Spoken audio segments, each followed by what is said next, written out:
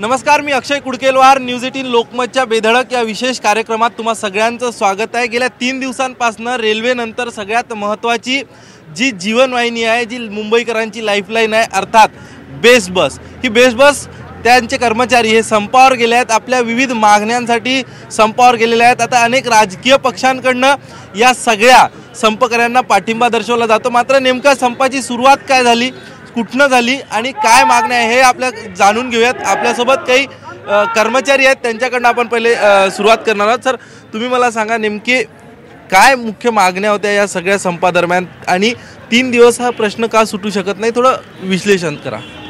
राजकीय इच्छाशक्ती नसल्यामुळे कदाचित असं होऊ शकतं, मला असं वाटतं. कारण की राजकीय इच्छाशक्ती असते तर हा प्रश्न इतका विषय थांबला नसता. नेमके कुठले कुठले प्रश्न आहे आणि किती महत्त्वाचे बेस्ट कर्मचाऱ्यांचे प्रश्न आहे याबाबत काय सांगाल? काय प्रश्न होते? 3 महत्त्वाचे आहेत मुद्दे. एक तर आहे BST महानगरपालिकेमध्ये विलिनीकरण आणि जे ज्युनियर ग्रेड आहे त्यांना मास्टर ग्रेडमध्ये मास्टर ग्रेड त्यांची करण्यासाठी. म्हणजे आधी 6055 त्यांची ग्रेड आहे बेसिक, जी नवीन आहे केलेली. आता त्याचे 7930 रुपये अशी नवीन ग्रेड तयार करण्यासाठी ती आहे. बेस्ट कर्मचाऱ्यांच्या घराचाही प्रश्न जो आहे तो गेल्या अनेक वर्षांपासून प्रलंबित आहे. घराच्या संदर्भात, कर्मचारी वसाहतीच्या संदर्भात नेमकी बेस्ट कर्मचाऱ्यांची काय मागणी आहे? काही नाही, अचानक त्यांना न सांगता कामगार इथे आंदोलन करतो आणि त्यांच्या घरी जाऊन त्यांना नोटिसा दिल्या गेल्यात. जर कामगार इथे आहे तर तुम्ही इथे येऊन द्या ना, इथे येऊन त्यांच्याशी बोला. त्यांच्या घरी जाऊन त्यांना जबरदस्ती नोटिसा, जे त्यांना कळत पण नाही, ते सगळ्या नोटिसा इंग्लिशमध्ये होत्या, तर त्या लोकांना काहीच कळत नव्हतं त्याच्याबद्दल. तर त्याच्यामुळे कामगारामध्ये तो रोष निर्माण झाला. सर, एकंदरीत किती वर्षापासून तुम्ही बेस्टसोबत काम करता आणि काय अनुभव राहिला आहे आजपर्यंत? वेतनवाढीचा प्रश्न आहे, बेस्टच्या विलिनीकरणाचा, किंवा अनेकदा बेस्ट तोट्यात असते. नेमकी तुमच्या मनात काय धाकधूक असते अशावेळी? मला 8 वर्ष झाले आहेत नोकरीमध्ये राहून. आमचा ना पगार वाढत आहे ना आम्हाला वेळेवर बोनस भेटत आहे. त्यामुळे आमच्या घरच्यांची पण खूप हालत होते. आज महाराष्ट्र नवनिर्माण सेनेनी या सगळ्याला पाठिंबा दर्शवला आहे, पण कुठेतरी पाठिंबा देताना आणि हे आंदोलन एक वेगळ्या वळणावर जात असताना या आंदोलनाचं राजकारण होतंय असं वाटतंय का? आणि तुमची भूमिका काय आहे?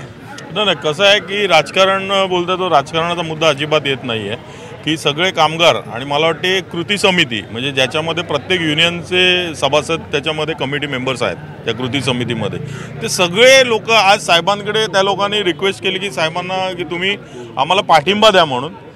साहेब म्हणाले पाठिंबा आम्ही पूर्णपणे तुमच्या ताकदीनिशी आम्ही पूर्णपणे उतरलो तुमच्याबरोबर, तुम्हाला पूर्णपणे आमचा सपोर्ट आहे, तुम्ही त्याबद्दल निश्चिंत राहा म्हणून साहेबांनी सांगितलेलं ऑलरेडी. याच्यामध्ये राजकारण असं कुठून आलं मला काय कळत नाही. राजकारण जरा पण नाही आहे याच्यामध्ये.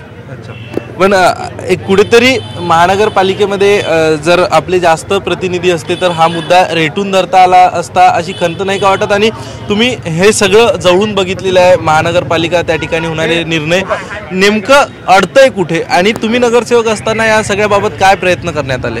कसं आहे, ही एक मानसिकताच आहे यांची. गेले मला वाटते कामगारांचा जो हा प्रश्न आहे हे कित्येक वर्ष आहेच, परंतु त्यांनी 5 वर्ष गेली, 5 वर्ष लावून धरलेले आहेत विषय. म्हणजे जास्तच त्याला जोर पकडलेला. प्रत्येक युनियनचे हे करत होते प्रतिनिधी हे प्रश्न सोडवण्याचा. महत्त्वाचा म्हणजे विलिनीकरणाचा होता. आणि बाकीचे काही कर्ज आहेत BSTवर, ती कर्ज फेडण्याचा मुद्दा होता. पण त्यावर महानगरपालिका किंवा जे हे आहेत सत्तेमध्ये जे आहेत त्यांची मानसिकताच नाही आहे. मुळात मानसिकता त्यांची ही आहे ना की तुम्ही बघत असाल महानगरपालिकेमधले कसे भूखंड ते लोक विकतात आहेत. तुम्हाला माहितीच असेल, आता ते जे बसलेत लांडे कसे बसलेले आहेत तिकडे, की ते जे भूखंड आहेत ते कसे हे करतात आहेत. आताच पेपरमध्ये मीडियामध्ये तुमच्या आलेलंच आहे. त्याप्रमाणे हे ह्याचे आहेत BSTचे जे हे आहेत आगाराचे जे आहेत भूखंड हे खूप मोठे आहेत. जसं माहीमचा एक विकला, असे सांताक्रूज वगैरे, म्हणजे मोक्याच्या जाग्यावर एवढे मोठे भूखंड आहेत. हे यांना खाली करायचे आहेत. यांना जे क्वार्टर्स आहेत, ते क्वार्टर्स जे BSTचे क्वार्टर्स आहेत हे पण खाली करायचे आणि हे बिल्डरच्या घशात घालायचे. हा पूर्णपणे हे तुम्ही बोलत असाल ना तर ह्याच्यामध्ये राजकारण आहे. बाकी कामगारांचे प्रश्न सोडवायचे असतील ना ते इझिली सोडू शकतो. बसलं ना व्यवस्थित आणि मानसिकता ठेवली पॉझिटिव्ह तर नक्की सोडू शकता. बेस्ट उपक्रमामध्ये एक पॉलिसी आहे की बेस्ट उपक्रमाचा जो कर्मचारी आहे तो रिटायर्ड नंतर त्याच्या सन ऑफ एम्प्लॉई म्हणून आपल्या एखाद्या उमेदवाराला, एखाद्या मुलाला त्या ठिकाणी कामाला लावू शकतो. त्या अनुषंगाने आमची मुलं 2007ला कामावर लागलेली आहेत. 2007पासून ती मुलं आज 2018पर्यंत एकही मुलगा परमनंट झालेला नाही आहे. तो ओपन आणि SC कास्टमधला असल्यामुळे बेस्ट प्रशासन म्हणतं की आमच्याकडे बॅकलॉग खाली नाही आहे, परंतु की गेले 12 वर्षापासून बेस्ट कामगारांच्या मुलांनी हे सगळं सहन केलेलं आहे आणि त्यांच्या वडिलांनी 33 ते 35 वर्ष सर्व्हिस केलेली आहे. आज 35 आणि 33 वर्ष सर्व्हिस करून कुठलाही एम्प्लॉयमेंटमधला आलेला व्यक्ती आज परमनंट झालेला आहे, पण बेस्ट कामगारचा मुलगा आजही 12 वर्ष रस्त्यावर खड्डे खोदत आहे. तो रस्त्यावर बसलेला आहे, त्याचं पूर्ण घर चालत नाही आहे. त्याच्यासाठी आमचा पूर्ण पाठिंबा आहे की बेस्ट कामगाराच्या मुलांना सुद्धा न्याय मिळाला पाहिजे आणि त्यांना परमनंट केलं पाहिजे. बेस्ट प्रशासनाला ॲग्रीमेंटमध्ये पण 2012च्या नंतर एकाही मुलाला टेम्परवारी काहीच करून घेतलेलं नाही आहे. वेतन करार प्रलंबित असल्याची ही माहिती आहे आणि ती पण एक प्रमुख मागणी या सगळ्या संपादरम्यान आहे. काय याबद्दल सांगाल? मी गेले 7 वर्ष BSTमध्ये सर्व्हिसला आहे. वेतन माझा पहिला होता तोच आहे. मला वेतनवाढ ही माहीतच नाही. 2016पासून जे वेतन करार रखडला आहे तो आजपर्यंत झालाच नाही. नुसतं आश्वासन भेटतं आहे आणि ह्या तुटपुंज्या वेतनावर माझं घर चालत नाही. माझं काय अशा बऱ्याच माझ्या जे सहकारी आहेत माझ्याबरोबर ज्युनियर ग्रेडमध्ये आहेत त्यांना तुटपुंज्या वेतनामध्ये घर चालत नाही. आणि दुसरी गोष्ट म्हणजे अशी आहे, समान काम समान वेतन हा आमचा ज्युनियर ग्रेडचा मूळ मुद्दा आहे. जो प्रश्न आहे आमचा तो आम्हाला इन्सेंटिव्ह बोनस भेटत नाही. दिवाळीचा बोनस तर सोडून द्या, आम्ही सण तर साजरे करतच नाही. तो नुसते आश्वासनं मिळतात, दिलेला बोनस कापून घेतला जातो. आता आमच्या ह्याच्या बाहेर गेलेला आहे, मानसिकता नाही राहिलेली आमची आता. म्हणून आम्ही शेवटची स्टेप म्हणून आता संपात पूर्णपणे उतरलेलो आहे. कंटाळा इतका आला आहे की घरचे पण वैतागले की 3 दिवस झाले तू घरी काय येत नाही. 3 दिवसापासून आम्ही गेटवर सध्या आज आपण इथे बघतो एवढी जमाव. ह्यातला कामगार हा कर्जत, कसारा, आसनगाव, टिटवाळा, पेन, अंबरनाथ अशा अनेक ठिकाणावरून BST बंद असतानासुद्धा हा कामगार वर्ग इथे जमा आहे आणि हा फक्त त्याच्या पोटापाण्याचा विषय आहे म्हणून हा इथे सगळा जमाव आहे. आज दुपारी तुम्ही बघितलं असेल महिला वर्गसुद्धा ज्यांनी नोटिसा पाठवल्यात आपल्या कामगार सोसायटीमध्ये त्यांनीसुद्धा प्रत्युत्तर दिलेलं आहे की आज नाही तर कधी नाही आणि आत्ता माघार शक्यच नाही. आणि कामगारांची एकच मागणी आहे की जेवढ्या आमच्या पोटापाण्याचा प्रश्न आहे, ज्या मागण्या आम्ही तुम्हाला सादर केलेल्या आहेत त्या पूर्णतः मान्य केल्याशिवाय हा एकही कामगार वर्ग इथून हटणार नाही. हा प्रश्न सोडवण्यात यावा आणि जोपर्यंत या सगळ्या प्रश्नाचं उत्तर निघत नाही तोपर्यंत हा कामगारांचा संप सुरू राहील अशा प्रकारची भूमिका या ठिकाणी कामगारांची आहे. या बेधडक या विशेष कार्यक्रमामध्ये या ठिकाणी एकदा बेधडक या आमच्या विशेष कार्यक्रमामध्ये तुम्हा सगळ्यांचं स्वागत आहे. आणि बेस्ट कर्मचाऱ्यांचा जो संप सुरू आहे या संपाबाबत बेस्ट कर्मचाऱ्यांच्या भूमिका, त्यांच्या मागण्या आणि या सगळ्यावरनं होणारा आता एक राजकीय उलाढाली, या सगळ्यावर आपण कर्मचाऱ्यांसोबत चर्चा साधतोय. आपल्यासोबत आणखीनही काही कर्मचारी आहेत त्यांच्याकडनं जाणून घेऊयात. एकंदरीत इंडस्ट्रीयल कोर्ट म्हणजे औद्योगिक न्यायालयाकडनं सांगण्यात आलं होतं की तुम्ही संपावर जाऊ नये अन्यथा तुमच्यावर मेस्मा लावण्यात येईल. आपल्याला कुणीतरी न्यायालय सांगतं तरीही संप करावा लागतो. काय भूमिका होती संपाच्या आधी? आरपारची लढाई? हो, आरपारची लढाई तर होतीच. जेव्हा आम्ही इथे गेट मीटिंग केली, मतदान केलं सुरुवातीला, तेव्हा मतदान केलं तेव्हा मतदानाचं आमचं 100% साथ मिळाली मतदानाची. त्याच्यानंतर आम्ही ते लेटर महानगरपालिकेत दिलं, कोर्टात दिलं. त्याच्यानंतर पण आम्हाला सांगितलं, तिकडनं आम्हाला काहीच उत्तर आलं नाही. त्याच्यानंतर आम्ही 4 तारखेला परत लेटर दिलं, त्याच्यावर पण आम्हाला काही लेटर आलं नाही. त्याच्यानंतर आम्ही संपाची भूमिका ठाम घेतली. तुम्ही मला सांगा, गेले 3 दिवस तुमच्याकडनं संप केला जातोय. आपल्याला माहिती आहे की लोकल नंतर मुंबईतली बेस्ट हा एकमेव स्वस्त आणि चांगला पर्याय, लाईफलाईन म्हणलं जातं. अनेक चाकरमानी जे बाहेर पडतात कामासाठी, 3 दिवस झाले त्यांना त्रास होतोय, त्यांना वेटीस धरलं जातंय. काय वाटतं तुम्हाला? सर्वप्रथम मी एक मुंबईकर आहे आणि आमचे मायबाप मुंबईकर प्रवासी आणि जनता यांची, आमच्या सर्व कर्मचाऱ्यांतर्फे मी त्यांची माफी मागतो. आमची मुलं बाळे शाळेत जातात, बेस्टने प्रवास करतात आणि संपाचंही हातरी आम्ही आत्ता नाही, मागे एक आमचा एक स्ट्राईक झाला होता की वेतन आणि विलिनीकरण हा विषय होता. तर उद्धव साहेबांनी मातोश्रीवर आमचे जे युनियनचे लीडर होते ते गेले होते.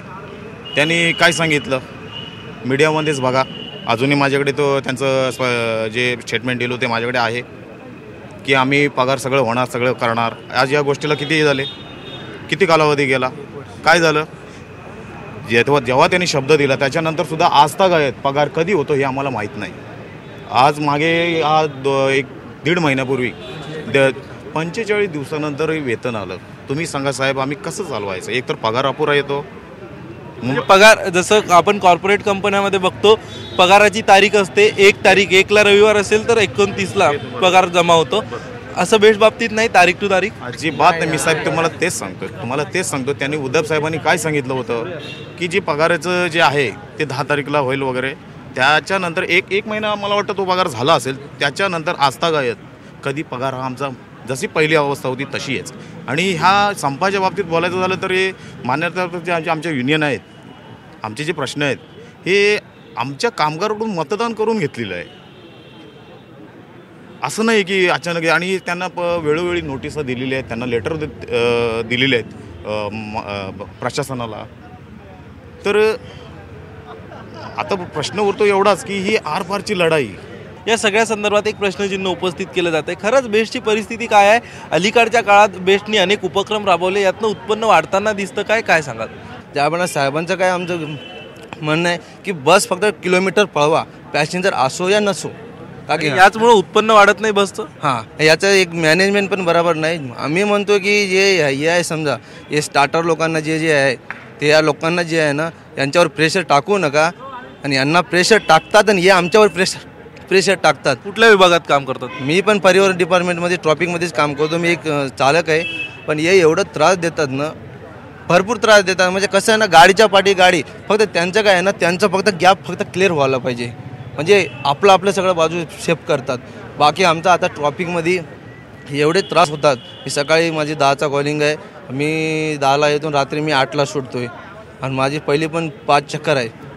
5 तास आहे, नंतर 3 तास. 3 तासाच्या मला 4 तास लागतात. ट्रॉफिक आहे, आता मेट्रोचं काम वगैरे आहे, त्याच्यामुळे भरपूर आमच्या ट्रॉफिकचा भरपूर त्रास आहे. कधी तर असं वाटतं जावाचं नाही कामावरती.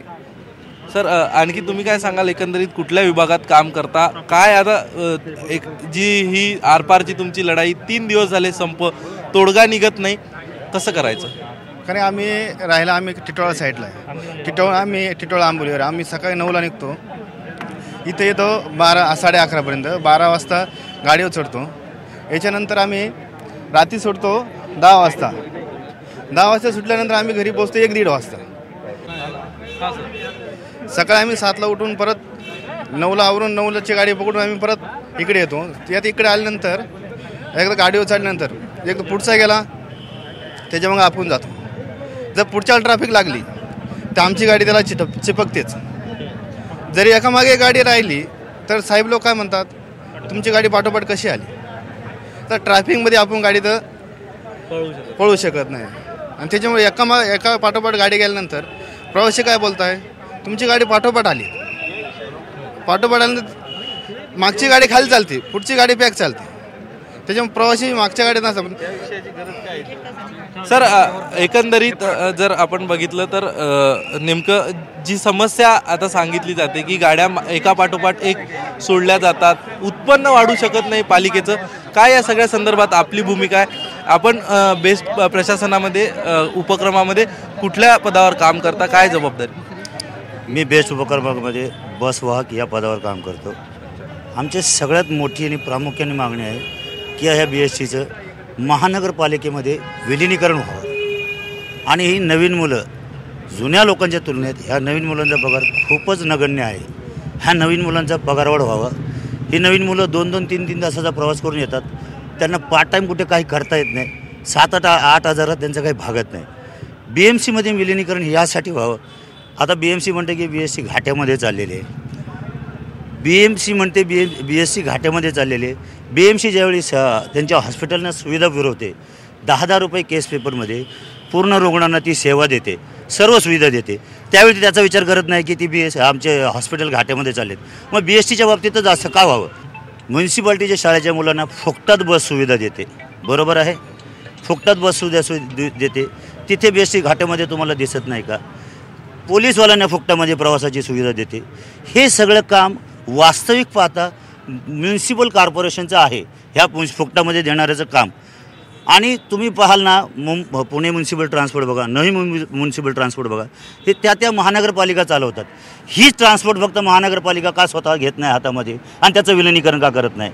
कामगारांचे सर्व प्रश्न सुटतील, कारण हे कामच ह्या म्युन्सिपाल्टीचंच काम आहे, महानगरपालिकेचंच काम आहे. हा ट्रान्सपोर्ट तोट्यामध्ये जरी चालला तरी तो त्यांनीच उचलून धरायचा आहे.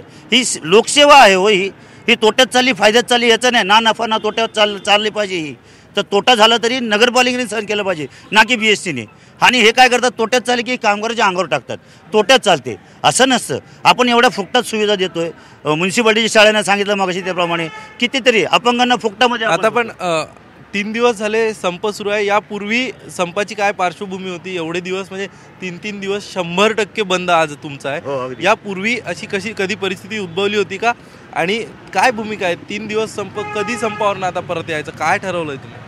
बघा, आज आमच्या पक्षश्रेष्ठींची, आमच्या कृती समितीची मीटिंग आहे. आज बहुतेक जनरल मॅनेजर नाही, मुख्यमंत्र्यांबरोबर मीटिंग आहे आणि आमचे कृती समितीचे अधिकारी, आमचे पदाधिकारी तिथे जाणार आहेत. त्यांच्याकडून काय निर्णय येईल त्याची आम्ही वाट पाहत आहोत. त्याप्रमाणे आम्ही पुढील पावलं उचलणार आहोत. पण एवढं निश्चित आहे की जोपर्यंत आमच्या मागण्या मान्य होत नाहीत तोपर्यंत आमची भूमिका ठाम असणार, याबद्दल काय शंका नाही, दुमत नाही. पण ही गोष्ट नक्की की महानगरपालिकेत विलिनीकरण करणं हा सगळ्यात मोठा आणि आमचा प्रामुख्याचा प्रश्न आहे. एकंदरीत तुम्ही सांगितलं अनेक पक्षांचे प्रतिनिधी, म्हणजे पक्षांच्या प्रणित संघटना आहे कृती समितीमध्ये, पण कुठेतरी भीती नाही वाटत का तुमच्या संपाचं राजकारण होईल म्हणून, किंवा राजकारण होऊ नये असं वाटतं? बघा साहेब, आपण कुठेतरी मोठं पाऊल उचललं, लढायला गेलो तर त्याच्यात सकारात्मक परिणाम असतात आणि नकारात्मकही असतात. पण तुम्ही सकारात्मक परिणाम ठेवून पुढे जात राहायचं असं, नकारात्मक परिणामांना मागे टाकायचं असतं. आम्हालाही थोडी भीती आहे, आम्हालाही वाटतं आम्ही आता संप असून आम्हाला घरी राहायला पाहिजे, पण आम्ही डेपोच्या बाहेर का आहोत की कुठेतरी नकारात्मक दृष्टिकोन कुठेतरी येऊ नये, आमच्यावर तो ठेपला जाऊ नये, कुठून तरी स्टाफकरमध्ये भरून हे लोक भरती करू नयेत, हेही आम्हाला भीती आहे. म्हणून आम्ही गेटवर सुसज्ज असतो, कुठलाही गडबड गोंधळ न करता. आणि सारखे आमचे लोक काय घरी जातात आंघोळ करून येतात, काय जातात दुसरे सज्ज आहेत. म्हणजे इथे तुम्हाला बघा रात्रभर दिवसभर 24 कमीत कमी 30 ते 40 लोक दिसणारच. काही घरी जाऊन येतात, परत त्याची जागा लगेच दुसरा भरून काढतो. नागरिकांनी तुमच्या, सर्वसामान्य मुंबईकरांनी तुमच्या संपाला पाठिंबा द्यावा किंवा थोडंसं त्यांनी सहन करावा अशी विनंती कराल? बघा, सगळ्यात महत्त्वाचा मुद्दा, मी मुंबईकर नागरिकांचे ना पहिल्यांदा दिलगिरी व्यक्त करेन की आम्हाला त्रास देणे हा आमचा मनसुबा नाही आहे, पण झाला असेल तर मी नक्कीच दिलगिरी व्यक्त करेन. पण आमच्याही समस्या तुम्ही समजून घ्याव्यात, हा माझा प्रामुख्याने मुद्दा आहे त्यांचा. आमच्या समस्यांना आम्ही तोंड देण्याचा प्रयत्न करतोय, तुम्ही त्या समजून घ्याव्यात, ही आमची सदिच्छा आहे.